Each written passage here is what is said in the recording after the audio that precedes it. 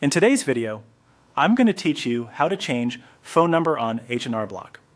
Keeping your mobile number up to date is important because it helps you receive security alerts and sign-in confirmations. So let's walk through it together from start to finish.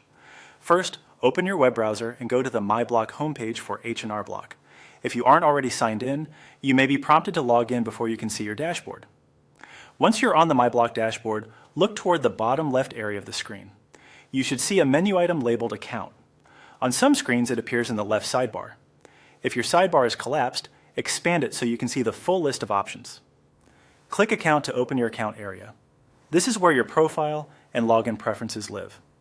From here, locate and select Security Settings. Think of this section as the control center for anything related to sign-in and verification, including your saved mobile number. Within Security Settings, find the option that says Update Mobile Number. This is the specific place where you can change the phone number associated with your account. You'll typically see your current number displayed, sometimes partially masked for privacy. Select Update Mobile Number to begin making changes. Next, click Edit. This will unlock the phone number field so you can type in your new information. Before you make any changes, take a quick moment to confirm you're entering a mobile number you actively use.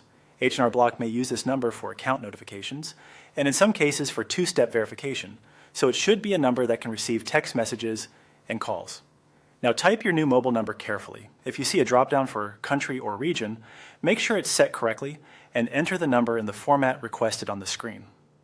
It's a good idea to double-check each digit to avoid typos. If the page provides examples or automatically formats the number, let it apply those changes so everything matches the system's requirements. When you're confident the number is correct, click Save. Wait for a confirmation message or visual indicator letting you know your changes were successfully applied. If the site asks you to confirm the change or verify ownership with a code, simply follow the on-screen prompts.